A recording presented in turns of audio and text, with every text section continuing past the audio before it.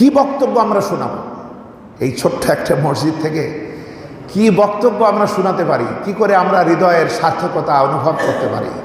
বন্ধুরা, আমরা আজানের সুমধুর ডাকে ঘুম ভেঙে উঠি, আরামসে উজু করে কিছু খেয়ে ফজরের নামাজে আসি, আবার গিয়ে কিছু খাই, আবার আদর করে আমাদের সন্তানদের ঘুম ভাঙাই, কেউ বিশ্রাম করি, অথবা কেউ কিছু লেখাপড়া করি, কিংবা কোরআনে কারিম পড়ি, অথবা হাঁটতে বেরোই। কি সুখের জায়গা আমাদের!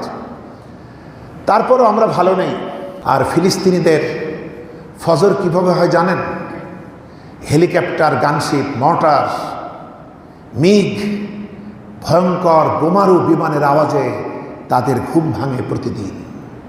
এরপরে তাদের সকাল হয় কিভাবে? ধ্বংসপ্রাপ্ত ঘর বাড়িগুলা দেখতে দেখতে।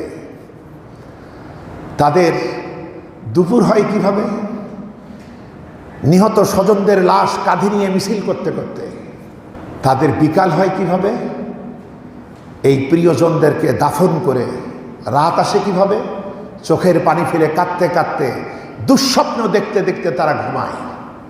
পরের দিন আবার আসে একইভাবে। নবীজি বলেছেন, সারা পৃথিবীর মুসলমানের একটা দেহের মতো। এর পায়ে ব্যথা লাগলে মাথা টের পাবে। আজকে 200 কোটি মুসলিম সারা দুনিয়াতে। 200 কোটি পাথরের টুকরা যদি এক জায়গায় হতো, একটা বিশাল হিমালয় হতে পারে, যে কোনো ঝড়কে ঘুরায় দিতে পারে। আর 200 কোটি মুসলমানে শট করে ও হেড করে একটা সরকার কথা বলছে। বন্ধুগণ, আমরা কোরআনে কারিম পড়ছি শুধু তেলাওয়াত।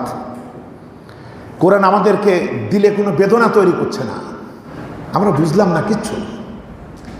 সূরা নিসা খুলুন, 75 নম্বর আয়াত। ওয়া লাকুম লা তুকাতিলুনা ফি সাবিলিল্লাহ ওয়াল মুস্তাদাফিনা মিনার রিজালি ওয়ান নিসাই ওয়াল উইলদানিল্লাযীনা ইয়াকুলুনা রাব্বানা আখরিজনা মিন হাযিহিল কারিয়াতিজ জালিমি আহলুহা।